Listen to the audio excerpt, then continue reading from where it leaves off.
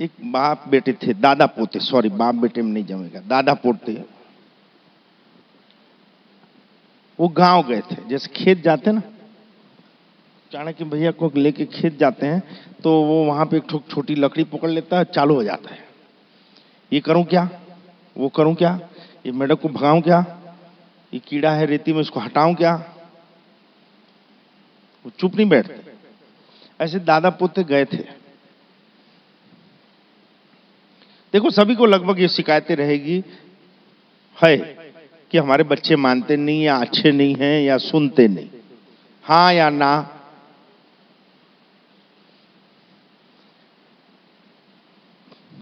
मोटेला जी ऐसी समस्या है क्या? सुनाई दे रहा है? चालू है मशीन? मशीन चालू है? नहीं है। लल्लू बनाते ना, तेरा ही बाप है।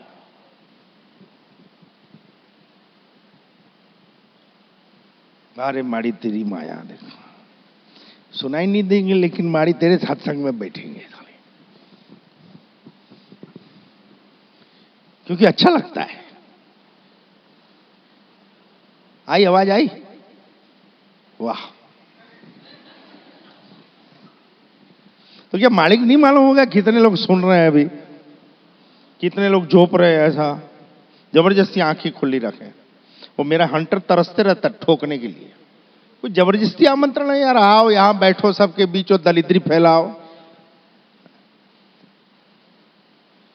हमेशा नहीं स्विच ऑन रहना चाहिए हमारा, उत्साहित मन। अच्छा एक बात बताओ, चलो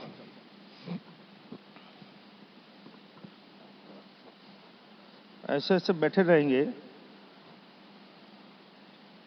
तो कैसा लगेगा? ऐसा कंधा झुका हुआ है, ढीले ढाले बैठे हैं, तो कैसी फीलिंग आएगी? एमसीबी गिरी हुई है ऐसी आएगी कि नहीं? हाँ या ना? आप ऐसा सीना तना हुआ हो और फिर मुंह लटका के बताओ, चलो सीना आपका तना हुआ हो, टाइट बैठे हो और मुंह लटका के दिखाओ। आप इमेजिंग करो यार, मैं देखता हूं ऐसा, जो ऐसा बैठे रहता है ना वो कभी उत्साहित नहीं रहता। ऐसा बैठने वाला कभी कभी निरुत्साहित नहीं रहेगा, वो हमेशा चार्जिंग में ही रहेगा। क्यों? ऐसा बैठ के आज लूजर हो ही नहीं सकते। जो तन के बैठा है उसका एमसीबी गिर ही नहीं सकता, उसका मन उत्साहित ही रहेगा। अरे ऐसे बैठे हैं ऐसे। तो एक नजर घूमती समझ में आ जाता है इसमें 60% लल्लू।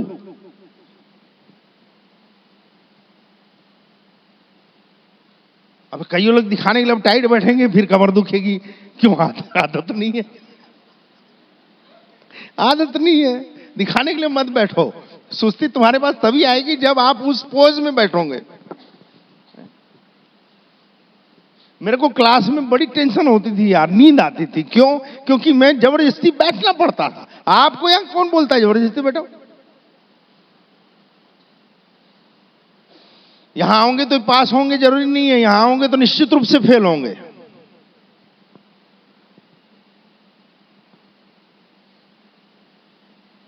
खड़ी हो नजर घुमा के देख, थोड़ी देर में है ना, 5-10 मिनट में फिर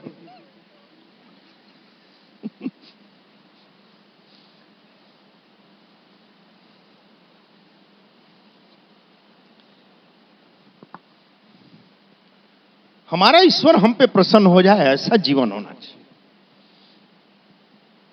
आप कैसे जीते हो कि दुनिया खुश हो, आपकी परिवार खुश हो, आपके पड़ोसी खुश हो, आपका समाज खुश हो। आप ऐसे जीते हो, जियो ऐसे कि हमारा ईश्वर खुश हो, हमारी अंतर्मन खुश हो, हमारी आत्मा खुश हो।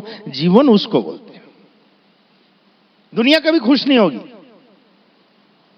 आपका परिवार कभी खुश नहीं होगा। ये तो दूध दे रही है गाय तब तक ठीक है भैया,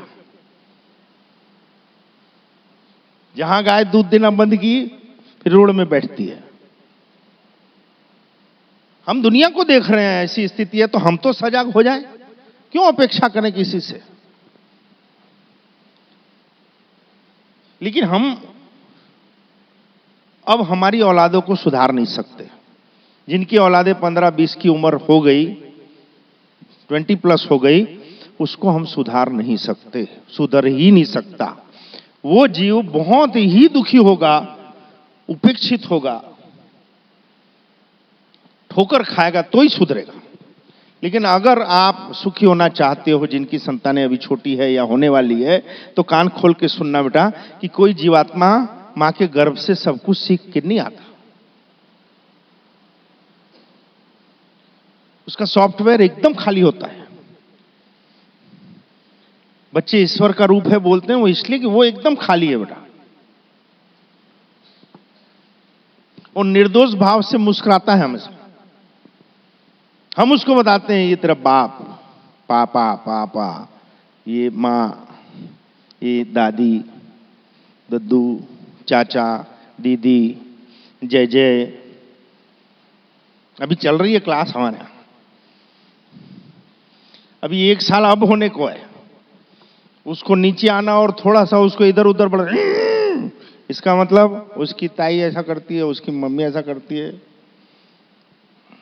अभी 1 साल की नहीं हुई, आंख दिखाती है। हम उसको नहीं सुधार सकते, पर पहले खुद को अपन को सुधरना है, होता है। और यही हम सब मार खा जाते हैं। हमको वो बच्चों की वो भोली आदतें अच्छी लगती है, जो अच्छी लगती है वो फिर उनकी जीवन की आदतें होती है। वो गुड़िया देखो, एग्जाम्पल हमारे परिवार का इसलिए देते हैं कि हम भी मृत्यु लोक में रहते हैं और ग्रस्त जीवन में। आप उन समस्याओं का सामना कर रहे हैं और हम उसको बैलेंस करते हैं।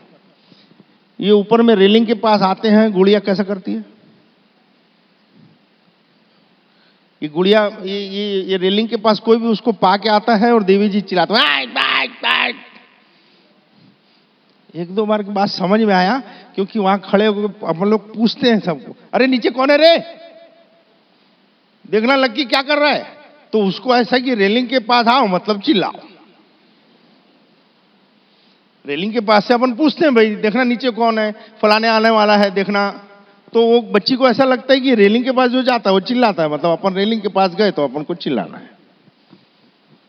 यही स्थितियां आपके साथ होती है।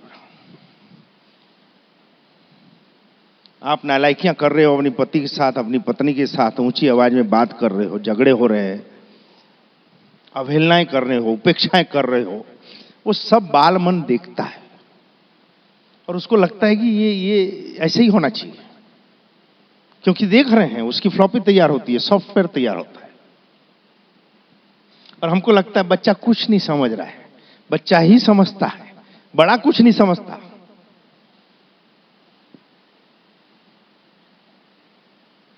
तो भौतिकवाद का इतना प्रभाव है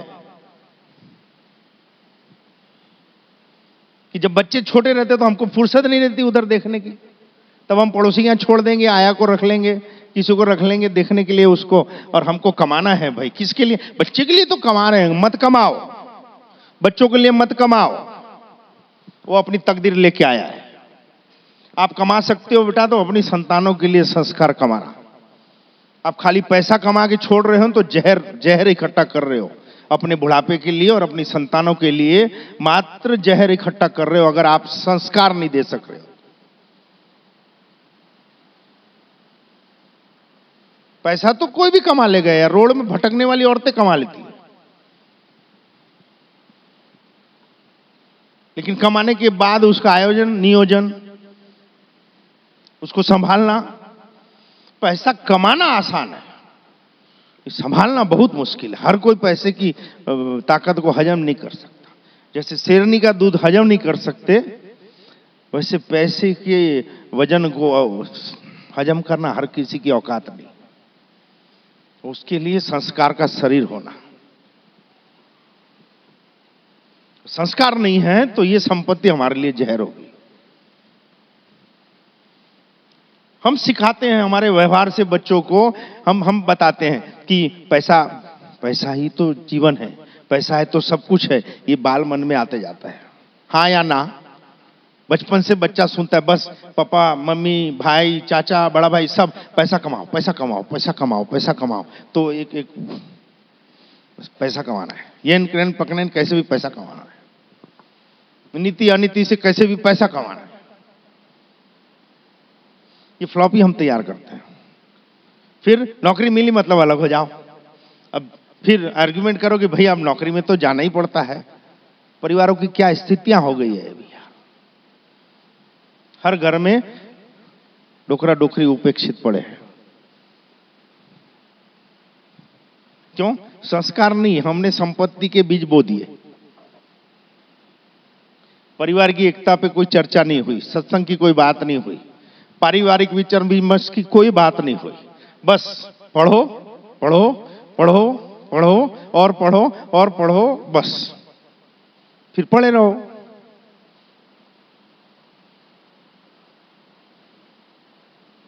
मुझको जो मेरे पिता ने सिखाया कि बेटा साल बर्बाद नहीं होना चाहिए, वो बात गले उतर गई यार। तो अपन थोड़े लापरवाह हो गए। लेकिन इतनी लगनी से पढ़ते थे, टाइम टेबल आता था तब बुकें इकट्ठी करते थे, नोट्स इकट्ठी करते थे। कब कब? जब टाइम टेबल आता था कि साला अब तो पढ़ना ही पड़ेगा यार। इतना भी बहुत है। अगर दिल से करो तो टाइम टेबल आए तब पढ़ना चालू करो, इतना भी बहुत है। लेकिन वाह जगदम्बा, इनकी कृपा ऐसी कि एक बार बुक को नॉवेल टाइप पढ़ता था, फिर एग्जाम देने चले जाता था। बाहर आते थे, सब लोग बात करते थे, अरे यार वो सवाल घुमा के पूछ दिया। नहीं साला, घुमा के पूछना क्या होता है? ऐसा ऐसा बोलते थे ना। बाहर निकलते थे तथाकथित पढ़ंकू लोग, मेरिट वाले, जो अभी बाबूगिरी कर रहे हैं या अकाउंटेंट हैं या कहीं शिक्षक है, वो जो मेरिट में आते थे। फेलियर लोग अभी राज कर रहे हैं।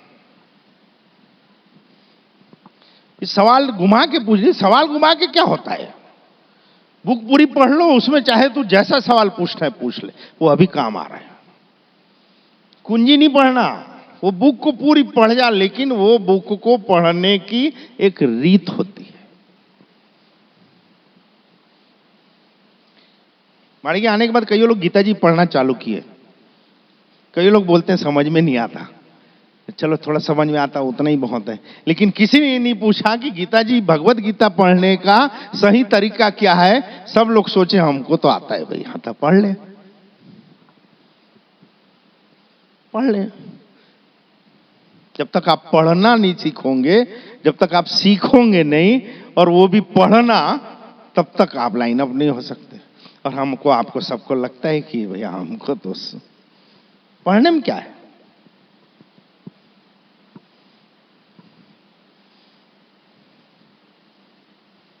ये बच्चों को सुधारने की बात आती, कुछ कुछ होता है ना। हरप्रीत, क्या प्रीत, क्या प्रीत, प्रीत कंवर, प्रीत बोले समझ जाएगा। कितना वजन बढ़ा? वो तो वही है, फिर गाल क्यों नहीं दिख रहे हैं बाहर? थोड़े दिन के बाद पहचान में नहीं आएगी। नहीं ऐसी बात होती है तो कुछ कुछ याद आता है क्या, है ना? वो याद आता नहीं, इसलिए बुलाता है बेटा। लेकिन ऐसे कई बच्चे होंगे बेटा जिनको ऐसी परिस्थितियों का सामना करना पड़ रहा होगा कि घर में कलह के सिवाय कुछ नहीं, प्रेम का और शांति का कोई वातावरण नहीं। तेरे को बुरा तो नहीं लग रहा है? बड़ी बेशरम है, बैठ जा। तो किसी संतान का कसूर कभी नहीं होता। मेरा ये अटूट मानना है कि किसी संतान का कसूर होता ही नहीं। वो तो कोरी स्लेट थी यार, हमने उसमें प्रोग्रामिंग दी। हमने कभी संतान को नहीं सिखाया कि सेवा नाम की कोई शक्ति होती है, परमार्थ नाम की कोई भक्ति होती है। हमने उनको ये सिखाया है कि ईश्वर के सामने अगरबत्ती दिया कर, घंटी बजाओ, मतलब ईश्वर हमारे बाप का नौकर है, सुनेगा। झूठ बोलो, प्रपंच करो, फिर उपवास कर लो, पाप धुल जाएंगे। हमने बच्चों को ये सिखाया।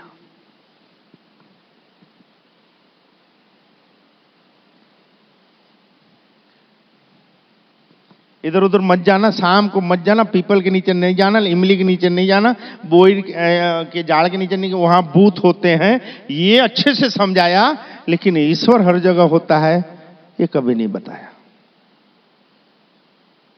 हमने हर नेगेटिविटी चीज हमारी संतानों को समझा दी और घुसे दी दिमाग में कि पैसा है तो सब कुछ है, पैसे की ही इज्जत है, पैसा है तो पूछ है, सम्मान है, मान है।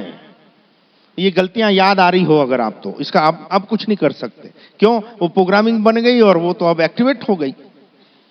लेकिन जिनकी संतानें छोटी हैं या होने वाली है, वो खास ध्यान रखना इस चीज को कि अपने व्यवहार से ही आप अपना बुढ़ापा सुधार सकते हो। संपन्नता और सुविधाएं देने से प्रेम प्रदर्शित नहीं होता। मेरे पिता ने कहा था साल नहीं बिगड़ना चाहिए, साल कभी नहीं बिगड़ने दिया। हम हमारी संतानों को बोलते थे, गवाह में है अभी भी। अब पिता ने कहा कि नहीं, वो तो अब मैं क्या बोलूं आपको, लेकिन कभी परसेंटेज का इधर आओ ना, काहे को कोंटे में खड़े रहते हो? आप कभी बोला कि पढ़ो ध्यान से? आप लोगों को कभी बोला कि बेटा अबे पास हो गई, यही बहुत बड़ी बात है। कई लोग आते हैं रोते रोते, सप्लीमेंट्री आ गई। अरे तो क्यों, मैं तो सोच रहा था फेल हो जाएगी, सप्लीमेंट्री आई, अच्छी बात है, रीट्राई करो। क्या डंडा लेके लठ लेके खड़े हो जाना? कभी किसी बच्चे को यहां ताली नहीं कूटी जाती, अच्छा हुआ देख मेरिट में आया, फर्स्ट डिवीजन आया। जिंदगी में पास होके दिखा दे यार, बाकी पढ़ाई में मेरिट में आ जा, मेरे लिए कोई मायने नहीं रखता। जीवन में तू पासिंग मार्क्स लिया, छाती से लगा कर रखूंगा। स्कूल में कॉलेज में रहने तक आप मेरिट में आओ, डिक्टेशन लाओ, तो क्या झंडे गाड़ लिए यार, क्या हो जाएगा इससे? व्यवहारिकता में शून्य बटे सन्नाटा, धीरज में कहीं नामो निशान नहीं हमारे व्यवहार में, क्रिएटिविटी नहीं हमारे कुछ सोच में, बस वो लकीर के फकीर कुछ करने आए। हम भी बोलते थे साल नहीं बिगड़े, पर मेरे खुशी है कि साल तो नहीं बिगड़े, जिंदगियां भी नहीं बिगड़ी। जय श्री राम। फिर राम जी इसका ध्यान रखता हो, उसको तो आराम ही होगा ना। गलत बोल रहे हैं क्या? जिसका ध्यान राम रखते हो और वो भी साथ में ज्योति लिए घूमते हो कि कहीं अंधेरा पड़ जाए तो ज्योति के प्रकाश में आगे बढ़ जाओ, उसके परिवार में, उसके घर में, उसके जीवन में पूर्णिम देवी आई, वो भी 5 अक्टूबर को आई।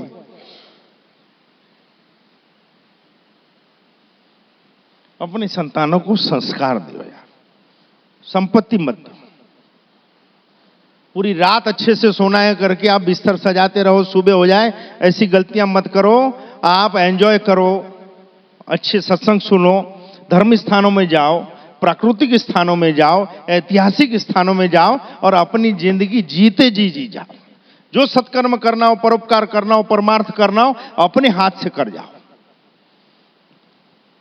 अब फ्री हो, नहीं बोला हूं कभी। मेरे को बहुत गर्व होता है अपनी संतानों पे यार। मेरे को मैं कई बार बुला जाता है ऐसा कि यार क्या जीवन मिला,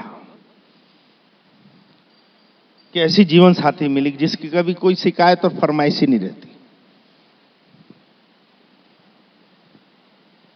फिर 2 ऐसी संतानें मिली जो कभी आर्ग्यू नहीं करते, एक ही बार किए बस शादी के लिए, बस उसका मैं अभी भी सॉरी बोलता हूं, क्योंकि इतना महत्वपूर्ण फैसला विवाह का हमारी संतानों को अगर हम गाइड नहीं करेंगे तो कौन करेगा? आप किसके साथ आप सुखी रहोगे? क्यों?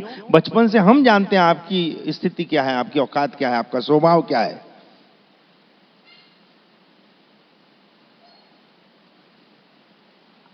वो एक टर्निंग पॉइंट बहुत महत्वपूर्ण हमारे जीवन का।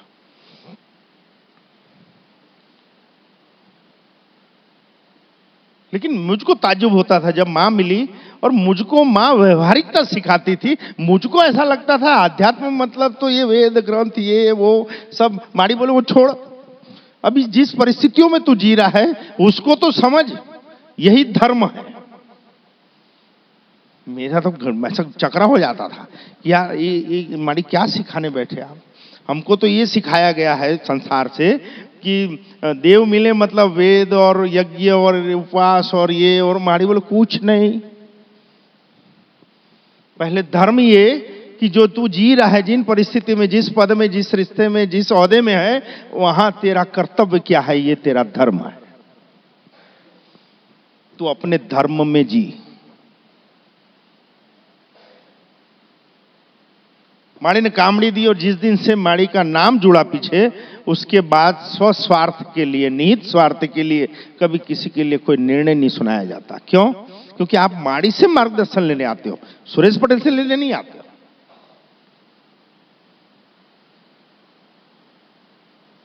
आप अगर अतिरिक्त कोई धन है जो सेवा में लगाना चाहते हो तो आप माड़ी को दे रहे हो, किसी व्यक्ति को नहीं दे रहे हो।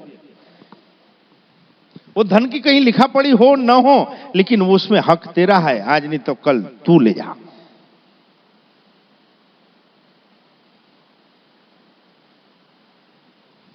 धर्म क्या? माड़ी ने पहले ये सिखाया कि तू पहले जीवन जीना तो सीख।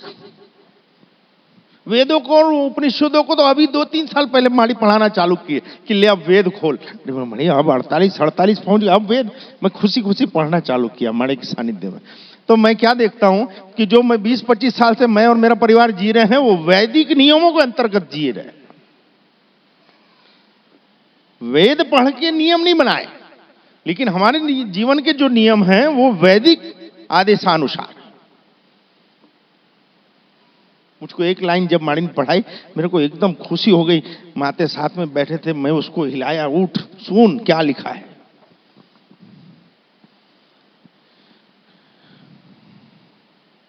जो एहसान परामर्श है, गद्दार है, जो धोखेबाज है, अगर आप उसके साथ रहते हो और उसका मदद ले रहे हो तो इंद्र भी आपको मदद करना छोड़ देगा। ये वेद लिखे गए उस समय। इंद्र मतलब सर्वोपरि, देवों का राजा। अगर आप झूठे का साथ दे रहे हो, आप गलत से मदद ले रहे हो, आप धोखेबाज के साथ खड़े हो, तो आपको मिलने वाली दया इंद्र तुरंत बंद करते हैं। मैं तो इतना खुश हो गया यार, यहां तो एक बार कोई धोखा दिया, दूसरी बार उसका क्रॉस हो जाता है। एक बार कोई झूठ बोला, हमको नहीं मालूम था ये वैदिक आदेश है, लेकिन एक बार गलती किया वो 100 बार करेगा।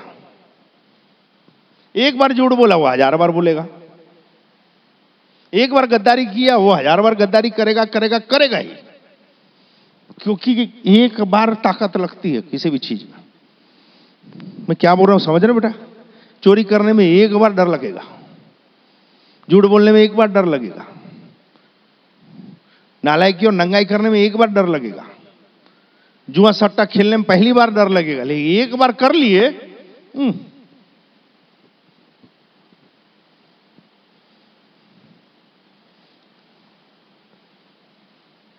ऐसा गुरु के मत देखो, आजमा के देखो। मैं नहीं बोलता हूं कि इसमें अपवाद नहीं होंगे, लेकिन बहुत बल लगता है फिर इस चीज से, इस मार्ग से, इस दोष से निकलने में बहुत बल लगता है। और उसके लिए हमको अपनी संगत और विचारों को बहुत बैलेंस रखना पड़ता। तो माड़ी ने हमको ये व्यवहार सिखाया पहले कि आप अपना धर्म जियो। तब समझ में आया तिलक लगाना, माला पहनना, या जटाएं या दाढ़ियां रखना या वेश धारण करना धर्म को कोई लगता मुक्त नहीं। आपको जो जवाबदारी दी गई, आप पिता की पोस्ट में हो, पत्नी की पोस्ट में हो, पति की पोस्ट पे हो, बड़े भाई की पोस्ट में हो, बेटी की पोस्ट में हो, ससुर हो, घर के मुखिया हो, तो आपकी जवाबदारी क्या बनती है? मेरे को तो कभी किसी ने नहीं समझाया कि यह धर्म होता है। हम आप दुकानदारियां करते हैं तो एक व्यापारी का, एक वैष्णव का, एक वैश्य का धर्म क्या है? हमारे बुजुर्ग लोग जब तक धंधा करते थे तब तक वो एक ये माल की कीमत, ये गाड़ी भाड़ा, ये घसारा, ये हमाली, उसके ऊपर 5% बहुत हो गया। और अभी तो 500% मिले तो लगता है कि थोड़ा और खुश ले। 50 रुपए की चीज 500 में बेचे तो संतोष नहीं है, और उसका पैसा हम हमारी संतानों को और हमारे परिवारों में, हमारी रगों में दौड़ रहा है। तो विचार भी वैसे आ रहे हैं। पहले वो धर्म था व्यापारी का, अभी हम नौकरियां ज्यादा कर रहे हैं जो भी, तो नौकरियों का 8 घंटा आपका बिक्री है। लेकिन क्या आप 8 घंटा ईमानदारी से अपनी सीट पे अपना धर्म का निर्वहन कर रहे हैं? और नहीं कर रहे हैं तो जो आवक हो रही है उसका अन्न हमारे खूनों में जा रहा है, वो हमारे विचारों और व्यवहारों को मलिन करता है। कोई दूसरा हमको बिगाड़ने आ ही नहीं सकता, दुखी करने आ ही नहीं सकता यार,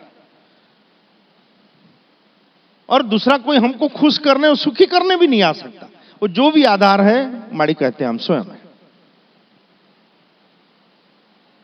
इसलिए माड़ी के यहां जबरदस्ती थोपा नहीं जाता कोई चीज, लेकिन अगर निरंतर हो, सेवा में हो, तो एक बार रोका जाएगा, एक बार टोका जाएगा। मान जाए तो अच्छा, नहीं तो बढ़ जा, तमाशा देखा।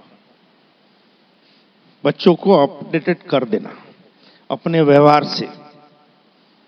संपत्ति मत कमाना उनके लिए।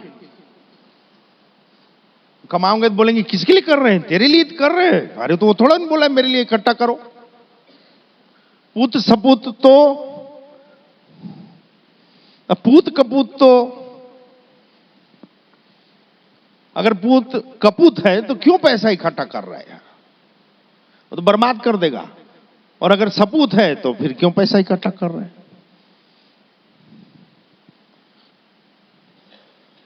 बिल्कुल ठोकरों में रखो यार, औलादों को तो ठोकरों में रखो,